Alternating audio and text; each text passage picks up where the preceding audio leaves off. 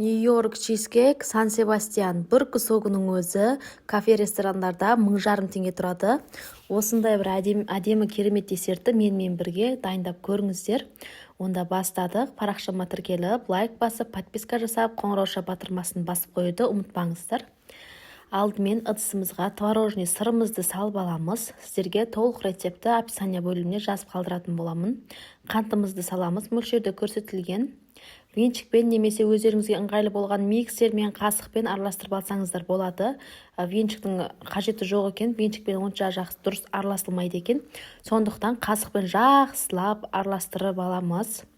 Енді салынатын жұмыртқаларымыздың барлығыны біртіндеп саламыз. Бір жұмыртқамызды жарып, осы жақсылап біркелкі болғанға дейін араластырып аламыз. Сосын қалған жұмыртқаларды тура осылай біреу-біреуден салып араластырып аласыздар. Бөлек-бөлек салып, барлығын бірдесінен салуға болмайды. Осылай көріп тұрғандарыңыздай бір жұмыртқаны саламыз, жақсылап біркелкі масса болғанға дейін араластырып аламыз. Миксермен жасасаңыздар да болады. Қасықпен де өте оңай, бірақ венчикпен жасауды жаңа басында қою кезінде венчикпен болмайды екен.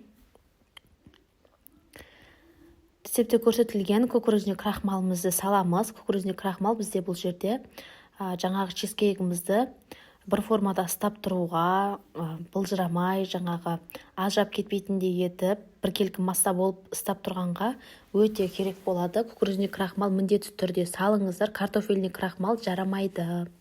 Енді мұздай сливкиімізді құямыз. 33% болу керек біздің сливкиіміз. Жақсылап енді венчикпен араластырсаңыздар болады. Біркелкі етіп, жаңағы творожный сырымызды ішіне түйіршіктердің барлығы кеткенге дейін жақсылап араластырасыздар. Он-пон ештеңе салмаймыз. Осы салынған заттармен оп-оңай екен. Сан-Себастьян чизкейкі мен ойлағам, бұл соншама қымбат деп сөйтсем, ішіндегі творожный сыр сливкилермен салынғаннан кейін кішкене қымбаттау болады екен. Негізі 18 диаметрмен жасасаңыздар да болады. Чизкейкті мен 20 диаметрмен жасадым. Осылай қағаздарыңызды, пергаментный қағаздарыңызды жақсылап мыжып ішіне салып аласыздар. Асты ашылып қалмау керек бізде. Енді жаңағы массамызды салып, бір тегісті етіп, жаймендеп, лопатаның көмегімен, қасықтың көмегімен тегістеп аласыздар. Листымызды 1-2 столға ұрып жібереміз. Беті теп-тегіс бұрыш-бұрыштарына дейін бару керек біздің массамыз.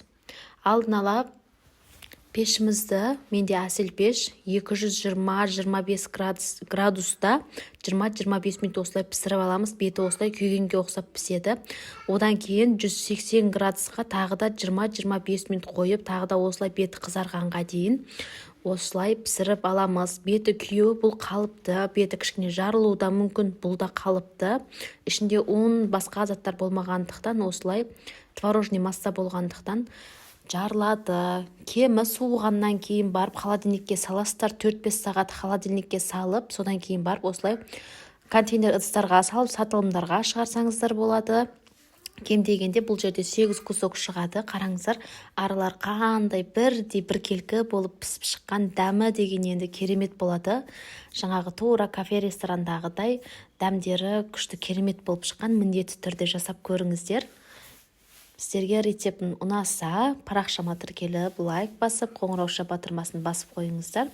Бетіне шоколад ерітіп, осылай глазур етіп жесеңіздер болады. Вареньямен немесе басқа да татты заттармен осылай араластырып жеуге болады. Сіздерге қазір көрсетем.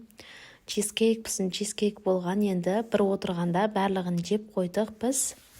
Қараңыздар, отбасыларымыздағы бүкіліне ұнады, өзіме де ұнады. Бұдан кейін кафе-ресторандарда бағандай 1000 теңгеге сатып алмасам, өзім әр 2-3 күн сайын пісіріп тұратын болдым. Баршаңызға рахмет, ас болсын.